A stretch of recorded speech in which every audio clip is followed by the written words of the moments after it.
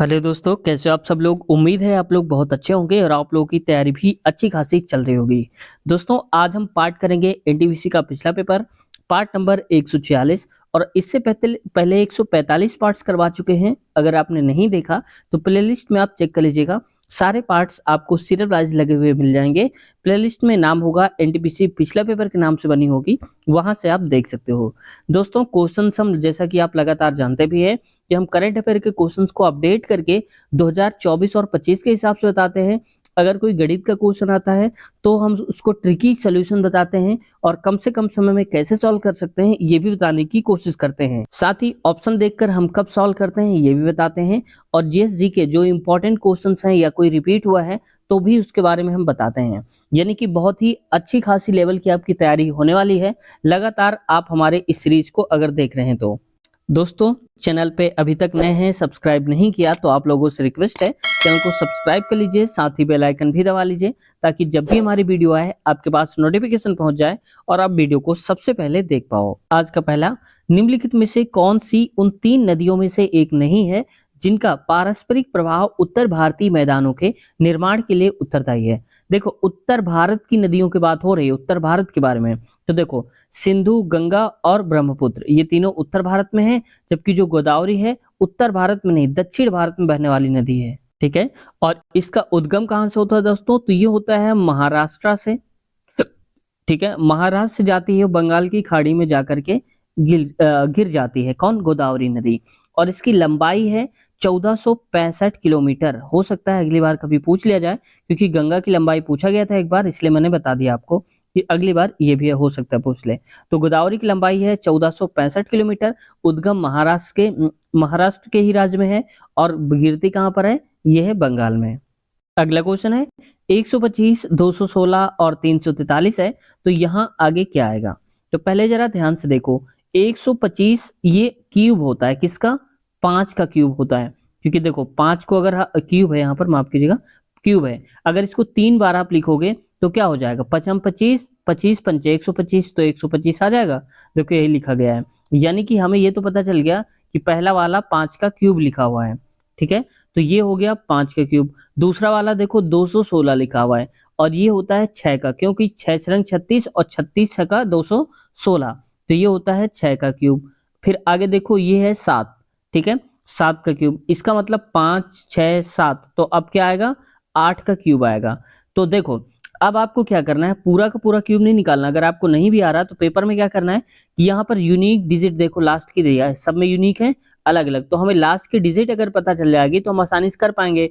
तो देखो 8 8 64, 4 लो केवल, भाई 64 ऐसे लिखते हैं, आप केवल 4 लो, गुड़े में 8 क्योंकि 3 बार करना है। तो 8 चौक 32, लास्ट में क्या आएगा? 32 के 2 आएगा, तो लास्ट में 2 किसके है? 512 में। बस यही सही उत्तर हमारा हो जाएगा मुस्कुराते हुए। ठीक है, अगला क्वेश्चन है, नॉर्वे के स्वालबार्ड में निर्मित अंतरराष्ट्रीय आर्कटिक अनुसंधान बेस नीलसंड में स्थित भारत के पहले अनुसंधान केंद्र का नाम क्या है? तो देखो दोस्तों, जब कभी पहले या सर्वप्रथम सबसे पहले ऐसे वर्ड्स आ जाते हैं तो रेलवे के लिए वो रामबाण समझ जाओ कि वो एकदम इंपॉर्टेंट ही है आपके लिए। तो आप पहली बात तो ये पहली ट्रिक समझ लो पेपर में कि रेलवे के लिए पहला सर्वप्रथम सबसे पहले बता दिया ना मैंने आपको, तो ये याद रखना। देखो पहले दिया था, पूछ लिया इसको। तो पहले अनुसंधान केंद्र का नाम क्या है? तो ये है हिमाद्री। ऑप्शन दूसरा करेक्ट आंसर, ये दूसरा वाला करेक्ट हो जाएगा। अगला क्वेश्चन है, एक ठोस गोलाकार गेंद का आयतन 38,808 सेंटीमीटर क्यूब है, तो इसकी त्रिज्या ज्ञात कीजिए। तो देखो सेंटीमीटर में दिया है यहाँ पर यूनिट और यहाँ भी सेंटीमीटर है, इसका मतलब हमें चेंज नहीं करना पड़ेगा यूनिट। अब देखो गोलाकार गेंद है, तो गोलाकार गेंद यानी कि गोले का आयतन क्या होता है? तो आप कहेंगे 4/3 में, थोड़ा ऊपर लिख देता हूँ, 4/3 पाई आर और क्यूब बराबर में कितना दिया है? ये दिया है 38 और 808 दिया है। ठीक है, अब इसको भी ऐसे कर लो, 4/3, पाई की वैल्यू रख दो 22/7, और आर क्यूब है तो उसको क्यूब के फॉर्म पे ही रखो, ये हो जाएगा 38,808 लिखा है। अब इसमें से जो कट रहा है उसको काट दीजिए। तो 11 से काटता हूं मैं, 11 दूनी 22 और 11 तेई 33, बचेगा 5, तो 11 पच्चीस 55, 3 बचेगा, तो 3 बचेगा यानी कि 30 हो जाएगा। 11 दूनी 22 और 8 11 8 88 हो जाएगा। फिर देखते हैं, 4 से कटेगा तो इसको काट देते हैं 4 से। तो देखो 4 एकम 4, ये 4 अठे 32 हो जाएगा, 32 3 बचा, तो यहाँ पर हो जाएगा 4 अठे 32 फिर से, और 4 दूनिया 8 हो जाएगा। फिर कट रहा है क्या कोई, देखते हैं जरा, तो 2 से कट जाएगा, 2 एक कम 2, यहाँ 2 चौके 8, 2 चौके 8, तो एक कम 2 कट गया है। इसका मतलब जो आर क्यूब की वैल्यू हम लिखेंगे वो लिखेंगे 441 गुणे में 3 और गुणे में 7 लिखेंगे। और ये 441 जो होता है वो होता है 21 गुणे में 21 लिख सकते हैं इसको, और गुणे में लिखा है 3 और गुणे में 7 लिखा है। 21 को क्या लिख सकते हैं, 3 गुणे में 7, और इसको लिख सकते हैं 3 गुणे में 7, 21 को ये वाले को, और इंटू में 3 गुणे में 7। तो देखो 3 गुणे 7, 3 गुणे 7, और ये पेयर बन रहे हैं। ये आप 3 3 अलग करके 7 7 भी कर लीजिए तो भी आ जाएगा। इसका मतलब आर क्यूब ये है, तो आर क्यूब का मतलब अंडर रूट क्यूब लगाएंगे, तो इसका मतलब क्या हो जाएगा, 3 गुणे में 7 बाहर निकलेगा, मतलब हो जाएगा 21 सेंटीमीटर। तो ऑप्शन कहाँ है, पहले वाले में देखो लिखा है 21 सेंटीमीटर, राइट ऑप्शन हमारा हो जाएगा। ये आप देख सकते हो। यहाँ से आगे बढ़ते हैं। राष्ट्रीय कवि रामधारी सिंह दिनकर को उनकी किस रचना के लिए ज्ञानपीठ पुरस्कार से सम्मानित किया गया था, तो ये किया गया था दोस्तों उर्वशी के लिए, ऑप्शन दूसरा। ठीक है। और दोस्तों अब अगर हो सकता है पूछ लिया जाए 2024 में किसको मिला, क्योंकि 25 में अभी तो नहीं मिला। ये मिला है 2 लोगों को। एक मिला है यहाँ पर गुलजार साहब को, आपने नाम शायद सुना होगा, गुलजार। ये हैं कौन, ये उर्दू के एक कवि हैं। दूसरा मिला है इनको जगत गुरु रामभद्राचार्य, शायद इनको देखा भी होगा आपने वीडियो में, शॉर्ट वीडियो वगैरह में। तो ये जगत गुरु को मिला है। ठीक है, याद रखना जगत गुरु रामभद्राचार्य, पूरा नहीं लिख रहा हूं मैं, आप याद रखना रामभद्राचार्य। ये हैं कौन, ये संस्कृत के विद्वान हैं। ठीक है, तो 2 लोगों को मिला है 2024 में। किस देश ने 2019 में G20 शिखर सम्मेलन की मेजबानी की थी, तो ये की थी दोस्तों जापान में। लेकिन अब आपसे 2019 का नहीं बल्कि 2024 का पूछा जाएगा कि मेजबानी किस देश ने की है, तो ये दोस्तों मेजबानी की है ब्राजील ने। ठीक है, याद रखना ब्राजील ने, और ब्राजील में कहां पर, रियो डी जेनेरियो, ब्राजील की राजधानी है ब्राजीलिया। ठीक है, यहाँ पर खट्टी शहद पाई जाती है, मैंने पिछली वीडियो में शायद कहीं पर बताया भी था। और ये हुआ था दोस्तों 18 और 19 नवंबर को, कब, 2024 में ही हुआ था। ठीक है, कौन, G20 शिखर सम्मेलन। अब दोस्तों G20 का मतलब क्या होता है, G20 लिखा है, G का मतलब होता है ग्रुप ऑफ 20, ये होता है फुल फॉर्म, ग्रुप ऑफ 20। इसमें कुल 19 देश हैं G20 के नाम से। ठीक है, उसमें से कुछ के मैं इंपॉर्टेंट नाम बता देता हूं, जैसे भारत, ऑस्ट्रेलिया, जापान, सऊदी अरब, यूएसए, यूके। तो ये सारे के सारे हैं, इसके साथ साथ टोटल 19 देश हैं। ठीक है, तो ये याद रखना आप लोग। आपसे ये नहीं पूछा जाएगा कौन सा, लेकिन हो सकता है थोड़ा अगर हार्ड बनाने की कोशिश करेगा पेपर को, तो ये कह देगा कि निम्नलिखित में से कौन सा G20 का एक सम्मेलन में नहीं है, या कह सकते हो G20 में सम्मिलित देश नहीं है, ऐसा कुछ पूछ सकता है। ठीक है, तो मेन आप याद रखना, बस नंबर आप याद रखना कितने लोग हैं, कितने देश हैं, तो हैं 19 टोटल। अगला, नीचे सूचीबद्ध 4 अक्षर समूहों में से 3 किसी तरह से संगत हैं और एक असंगत है, असंगत का चयन करिए। तो थोड़ा सा मैं जूम करता हूं फिर देखते हैं। देखो यहाँ पर Q के बाद S आया है, यानी कि Q के बाद क्या आता है, R और S, तो एक का गैप किया है। इसमें देखो XZ, X के बाद आता है Y और फिर गैप है Z का। दूसरे में देखो C के बाद आया है E, तो C आता है, फिर आता है D और फिर आता है E, यानी कि D का गैप। यहाँ पर देखो J के बाद आता है K और फिर आता है K के बाद आता है L। ठीक है, तो यहाँ पर भी देखो सेम दिया है, यानी कि पहले वाले में कोई दिक्कत नहीं, इन लेटर में। अब हमें इनसे और इनका संबंध बताना पड़ेगा। तो देखो S और U के बीच में देख लेते हैं, तो S T फिर U, यानी कि A का गैप। ZC मतलब Z के बाद क्या आता है, A, फिर आएगा B आएगा, यानी कि फिर आ गया है C, यानी कि 2 का गैप है इसमें। C के बाद H, तो देखो E के बाद H, E के बाद आता है F, G और फिर H, यानी कि 2 का गैप है।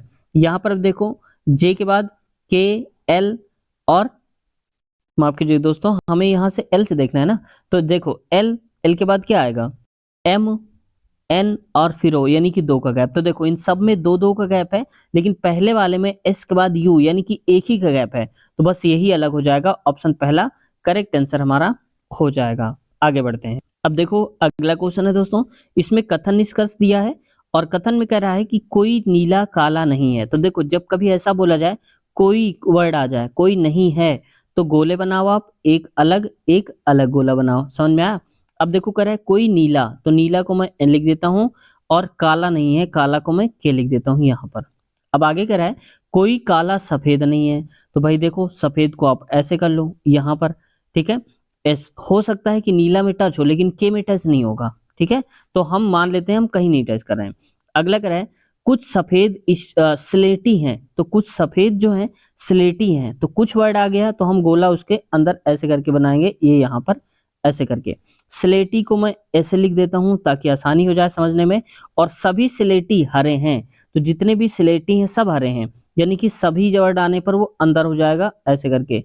अभी उसमें के में टच नहीं करना है कि ऐसा कुछ संबंध हमारे पास दिया नहीं है। तो सभी स्लेटी हरे हैं, हरे को H लिख देता हूँ। अब संबंध बताने की कोशिश करते हैं। निष्कर्ष में कह रहा है यहाँ पर कुछ हरे काले नहीं हैं, तो कुछ हरे जो हैं ये काले नहीं हैं। तो देखो यहाँ पर अगर हम इस गोले को थोड़ा सा और बढ़ा देंगे ऐसे करके तो के में टच हो जाएगा। कुछ नहीं होंगे और कुछ होंगे, भाई ये वाले होंगे और बाहर वाले नहीं होंगे इसमें स्लेटी में। दूसरा कह रहा है यहाँ पर कुछ सफेद हरे हैं, तो देखो कुछ सफेद हरे हैं, ये बात तो देखो फिक्स हो गई कि कुछ सफेद हरे हैं। कह रहा है सभी हरे स्लेटी हैं, तो जितने भी हरे हैं सभी के सभी हरे स्लेटी हैं नहीं, सभी स्लेटी हरे हैं, ना कि सभी हरे स्लेटी हैं, ठीक है। तो मेरे हिसाब से इसमें से केवल दूसरा सही होना चाहिए था, लेकिन यहाँ पर देखो ऑप्शन में कहीं पर केवल दूसरा नहीं दिया, इसलिए हम क्या करेंगे कि इस ऑप्शन को भी लेकर चलेंगे, कुछ हरे काले नहीं हैं, यानी कि ये गोला कुछ इस प्रकार से बनेगा ऑप्शन को देखते हुए। तो यहाँ पर ये भी टच हो जाएगा के और एच में, ठीक है। तो इस प्रकार से पहला और दूसरा दोनों ही बन जाएंगे ऑप्शन के हिसाब से, वरना रियल में देखोगे तो केवल दूसरा सही होना चाहिए, लेकिन ऑप्शन में नहीं दिया है तो इसलिए हम पहला और दूसरा दोनों लेकर के चलेंगे। ऑप्शन नंबर चौथा करेक्ट आंसर हो जाएगा हमारा।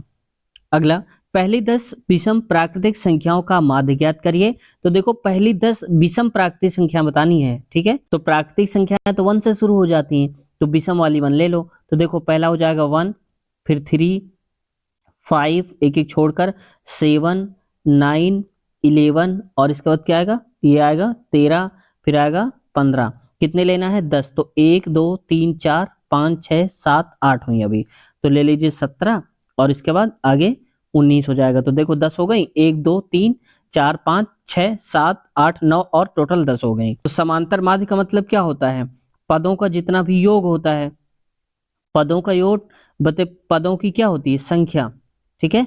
ये होता है फॉर्मूला। तो बस इनका पहले योग कर लीजिए। तो एक तरफ से आपको जोड़ना नहीं है क्योंकि आपको कंपटीशन की तैयारी करना है, इसलिए मैं आपको ट्रिक भी बता रहा हूँ। देखो 1 19, 19 से कितना 20, दूसरा 3 और 17 कितना 20, 5 और 15 कितना 20, 7 13 20 हो गया। आप कह रहे हैं ना मजा आ रही कि नहीं आ रही, 9 और 11 ये क्या हो गया 20। तो कितनी बार 20 है, 1 2 3 4 5, तो 20 पंचे 100, टोटल कितना आ रहा होगा 100। कितने हैं नंबर, 10 बोला था तो 10, तो 0 0 काट दो तो बचेगा क्या 10/1, यानी कि 10 सही उत्तर हो जाएगा। ऑप्शन नंबर तीसरा करेक्ट आंसर हो जाएगा हमारा। तो इस प्रकार से आपको सॉल्व करना है एग्जाम हॉल में, ठीक है।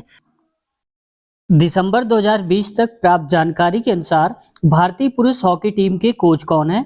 तो ये है दोस्तों ग्राहम रीड, यानी कि ऑप्शन नंबर तीसरा करेक्ट आंसर हो जाएगा। लेकिन आपको ये याद नहीं रखना, अब आपको 2024 और 25 के हिसाब से याद रखना है, यानी कि अब वर्तमान समय में जब पूछा जाएगा तो उसके हैं क्रेग फुलटन, ठीक है। तो अब की बार आप क्रेग फुलटन याद रखना है, यानी कि वर्तमान समय में क्रेग फुलटन है, अब ये ग्राहम रीड नहीं है। अगला क्वेश्चन है, एक पति और पत्नी के वेतनों का औसत 65,000 है, तो उनके वेतनों का अनुपात क्रमशः 15 11 है, पत्नी का वेतन ज्ञात कीजिए। तो देखो हमारे हिसाब से पति और पत्नी दोनों का वेतन जो है वो कितना है 65,000, लेकिन क्या है औसत वेतन है। तो औसत का मतलब है कि A प्लस B का जो जोड़ निकालेंगे तो 65 तो लिखेंगे ही लिखेंगे, 65,000 गुणे में 2 करेंगे, क्यों, क्योंकि 2 लोगों की बात हो रही है। तो इसको अगर करेंगे तो कितना हो जाएगा 130, तो हो जाएगा 130 और यहाँ पर 3 जीरो और लगा दीजिए, ठीक है।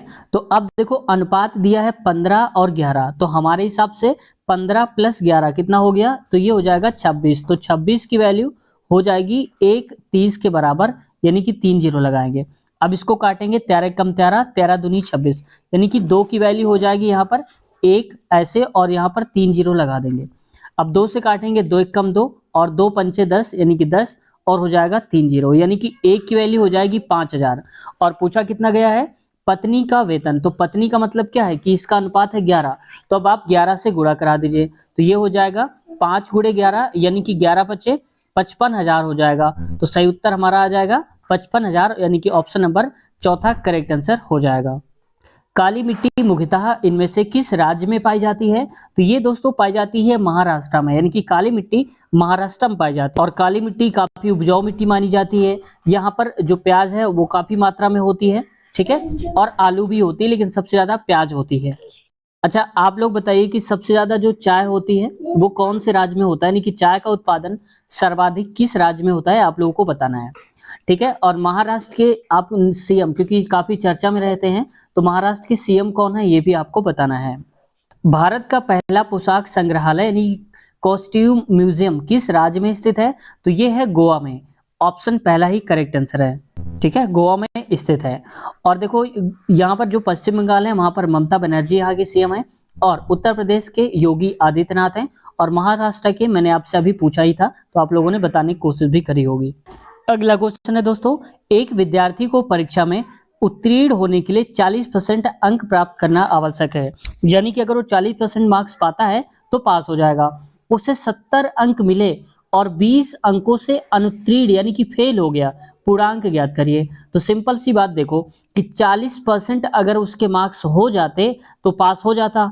अब मिले कितने उसको, 70, और कितने से फेल हो गया, 20 से, यानी कि 20 नंबर अगर और मिल जाते इसमें 70 में से तो पास हो जाता।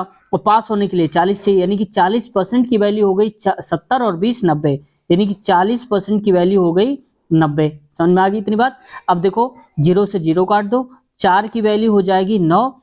हमें बताना है पूर्णांक, पूर्णांक हमेशा 100% का होता है, तो हम कहेंगे 4 को 100 बनाने के लिए 25 से गुणा, और यहाँ 25 तो यहाँ भी 25 से गुणा कराएंगे, ठीक है। तो 25 नवन्या हो जाएगा 225, तो बस पूर्णांक जो होगा 100% का वो हो जाएगा 225 नंबर का। तो ऑप्शन नंबर चौथा करेक्ट आंसर है, 225 हो जाएगा।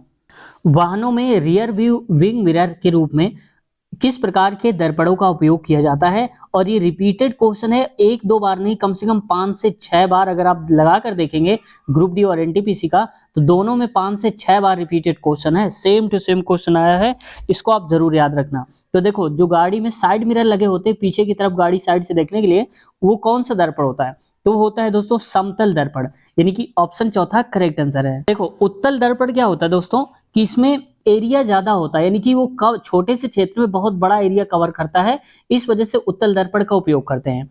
और इसलिए क्योंकि आभासी और सीधा प्रतिबिंब बनाता है, इसलिए हम इसका यूज करते हैं उत्तल दर्पण का, ठीक है। आभासी और सीधा प्रतिबिंब बनाता है, ठीक है, और बड़ा इसका क्षेत्र होता है, इसलिए इसका मतलब है कि जाहिर सी बात है कि वस्तु से छोटा प्रतिबिंब बनेगा। तो ये कई बार पूछा जा चुका है कि उत्तल लेंस में प्रतिबिंब कैसा होता है, तो वस्तु से छोटा प्रतिबिंब बनता है। वहीं अवतल देखो, अवतल इसका जस्ट अपोजिट होता है, इसमें बनता है वास्तविक एवं उल्टा, यानी कि वास्तविक भी होगा और साथ में उल्टा भी प्रतिबिंब दिखाई देता है, ठीक है। और देखो इसका उपयोग होता है जैसे दाढ़ी बनाने में, यानी हम चेहरा देखने में जो उपयोग करते हैं शीशे का, वो ये होता है। सौर भट्टी में कार की जो हेडलाइट होती है उसमें हम यूज करते हैं इसका, किसका, अवतल का। लेकिन साइड मिरर की बात करें तो उत्तल ही होगा हमेशा, याद रखना। हेडलाइट में अवतल और साइड मिरर में उत्तल का प्रयोग किया जाता है। और देखो समतल दर्पण, समतल दर्पण में क्या होता है कि इसमें सर्च लाइट का उपयोग होता है। सर्च लाइट जानते होंगे, तो इसमें समतल दर्पण का ही उपयोग होता है। और साथ में समतल दर्पण को मैंने पूछा भी था एक वीडियो में, किसी वीडियो में, कि समतल दर्पण का दूसरा नाम तो ये होता है अपसारी दर्पण, ठीक है। अब अभिसारी की बात करें तो अभिसारी आप लोग बताना कमेंट सेक्शन में कि अभिसारी दर्पण किसको कहते हैं। अपसारी तो मैंने बता दिया आपको, अवतल में वास्तविक उल्टा, उत्तल में आभासी सीधा, और अपसारी दर्पण इसको समतल को बोलते हैं। आप लोग इसका स्क्रीनशॉट ले लीजिए, क्योंकि कई बार छोटे छोटे वर्ड्स देखने में लगते हैं लेकिन एक नंबर देकर चले जाते हैं पेपर में। दिए गए विकल्पों में से असंगत विकल्प का चयन करें। तो असंगत का बताना है कि इनमें से अलग कौन सा है। तो पहले देखो ये लिखा है सी, तो आप बताओ सी 3 नंबर पे आता है भाई। ए बी सी डी अगर आप ऐसे लिखोगे 1 2 3 तो ऐसे करके लिखोगे तो क्रम कौन सा बनेगा? तो आप कहेंगे सी आता है तीसरे नंबर पे। और ओ कितने नंबर पे आता है? ओ आता है 15 नंबर पे। तो 15 और 3 कितना हो गया? 18। तो देखो 18 लिखा गया है, देखो आप अगर जल्दी से देखो, हम पेपर में क्या करोगे, ए बी सी डी लिखकर हमेशा काउंट तो नहीं करने लगोगे। तो आप एक वर्ड याद रखना, मैं आपको बताता हूँ, इजोटी। कौन सा? इजोटी। इससे क्या होगा कि आपको काफी सहायता मिलेगी। ये 5 नंबर पे आता है, और ये 10 में, ये 15 में, और ये 20 में, और ये आता है 25 नंबर पे। इससे आप नजदीकी जो भी हो उसका लेटर वो आप निकाल पाओगे। ठीक है, तो 3 और 5 कितना, 15 3 18 होता है। तो 18 देखो बीच में लिख दिया गया है। अगला देखते हैं इसमें से, और अगला है यहाँ पर बी और जे। तो बी आता है 2 नंबर पे, जे आता है 10 नंबर पे। तो 10 प्लस 2 कितना हो जाएगा, 12। तो देखो बीच में 12 लिख दिया है। वहीं के देखो, तो ई जे के, तो जे के यानी कि 11 नंबर पे के आता है, और एल आता है, आता है 12 नंबर पे। तो 12 और 11 कितना हो जाएगा, ये हो जाएगा हमारा 23 यानी कि 23, और ये 23 देख रखा है। यहां तक तो ठीक है। अब बी आता है 2 नंबर पे, प्लस जो यू आता है वो आता है 21 नंबर पे। तो ये कितना हो जाएगा, ये हो जाएगा 22। तो यहाँ पर क्या लिखा है 20, जबकि होना चाहिए था क्या 22। तो बस यही गलत हो जाएगा, ऑप्शन चौथा करेक्ट आंसर हो जाएगा। 50,000 की राशि पर एक निश्चित ब्याज की दर पर 5 वर्ष का साधारण ब्याज 20,000 रुपए है। ब्याज की दर ज्ञात करिए। देखो इसमें क्या रहा है कि ब्याज की दर साधारण ब्याज के हिसाब से जमा करे 50,000, और कितना ब्याज मिल गया 20,000। तो हमें पता है कि फॉर्मूला क्या होता है, S I equal to P into में आर इंटू में टी, और नीचे 100। एस आई का मतलब होता है जो सिंपल इंटरेस्ट होता है, और ये कितने का होता है साधारण ब्याज, ये 20,000 देख रखा है। तो आप लिखिए यहाँ पर 20,000। ठीक है, आगे पी, पी प्रिंसिपल यानी कि जितने रुपए जमा करते हैं। तो ये जमा करे हमने 50,000 रुपए, तो 50 लिख दीजिए। गुणे में आर, रेट हमें निकालना है तो इसको आर कर दो। टी कितने साल में, 5 साल में, तो 5 करेंगे, और नीचे आ जाएगा यहाँ पर 100 करेंगे। ठीक है, अब देखो इसको काट दो, 4 जीरो इससे कट गए, और 4 जीरो इससे कट गए। बात के ले रहे, पचम 5 गुणे 5 करोगे तो कितना आएगा, पचम 25 आएगा, और 25 एकम 25, 25 चौको 100। आर की वैल्यू क्या आ जाएगी, 2 गुणे में 4 यानी कि 8% हो जाएगा। यहां से आप देख सकते हो 8% ऑप्शन नंबर चौथा में देके रखा गया है। ठीक है, देखो इसका कैलकुलेशन अगर और छोटा करना है आपको, तो एक काम करना, जितना भी ब्याज दिया हो, तो कितना दिया है 20,000 दिया है, ये 20,000 5 साल का, तो 5 से आप डिवाइड कर लो, 4,000 आ जाएगा। यानी कि हर साल कितना मिल रहा होगा उसको, 4,000 मिल रहा होगा। ठीक है, 4,000 हुआ। अब देखो टोटल कितना था 50,000, तो आप 50,000 का निकाल दीजिए 4,000। तो बस ऐसे भी आप कर सकते हो, इंटू में 100 कर दो, बस सॉल्व कर लो, तो भी 8% आ जाएगा। ठीक है, ऐसे भी आप कर लेना। लेकिन ये कब काम करेगा, जब साधारण ब्याज होगा, क्योंकि साधारण ब्याज हर साल बराबर मिलता है, चक्रवृद्धि ब्याज अलग अलग होता है। अगला क्वेश्चन है, भौतिक अनुसंधान प्रयोगशाला यानी कि PRL जो अंतरिक्ष एवं इससे संबद्ध विज्ञानों के लिए एक राष्ट्रीय अनुसंधान संस्थान है, कहां पर स्थित है। ठीक है, यानी कि भौतिक अनुसंधान प्रयोग कहाँ है, यह है अहमदाबाद। ऑप्शन नंबर चौथा करेक्ट है। और अहमदाबाद कहां पर है, गुजरात। ठीक है, आप याद रखना, अहमदाबाद गुजरात। अगला क्वेश्चन है, निम्नलिखित में से कौन सा सार्वजनिक क्षेत्र का उद्यम महारत्न की श्रेणी में आता है। सार्वजनिक क्षेत्र, सार्वजनिक का मतलब होता है कि सरकारी। ठीक है, तो आता है IOCL आता है, ऑप्शन नंबर पहला ही करेक्ट आंसर है। बाकी BSNL, MTNL और HAL ये सारे के सारे प्राइवेट लिमिटेड पे आते हैं। ठीक है, तो यही सही उत्तर हमारा हो जाएगा। क्वेश्चन नेक्स्ट, यदि अंग्रेजी वर्णमाला के एक अक्षर को यादृच्छिक रूप से निकाला जाता है, यानी कि रैंडमली निकालें, तो इस प्रकार चुने गए अक्षर के स्वर होने की प्रायिकता क्या है। तो आप बताओ कि यहाँ पर टोटल ABC ऐसे करके लेकर के Z तक टोटल कितने लेटर हुए, 26 हुए। इस 26 में से 5 ऐसे होंगे जो क्या होंगे, स्वर होंगे। ठीक है, और स्वर यानी कि वावल, और होते कौन कौन से हैं, ये होंगे A, E, I और O और U, यानी कि 5 तो ये हो जाएंगे। तो टोटल 26 हैं, 26 में से कितने निकल सकते हैं, 5। तो 5 में से कोई एक निकल सकता है, तो टोटल जो भी होंगे उनको नीचे रख दो 26, और स्वर निकालने की बात हो रही तो स्वर कितने होते हैं 5, तो 5 ऊपर लिख दो। तो बस 5/26, क्योंकि कटेगा नहीं, तो सही उत्तर हमारा 5/26 हो जाएगा। ऑप्शन नंबर पहला ही करेक्ट है। एक स्कूटर सवार 5 घंटे तक यात्रा करता है। वह पहली आधी दूरी 21 किलोमीटर प्रति घंटे की चाल से तय करता है, और शेष दूरी 24 किलोमीटर प्रति घंटे की चाल से तय करता है।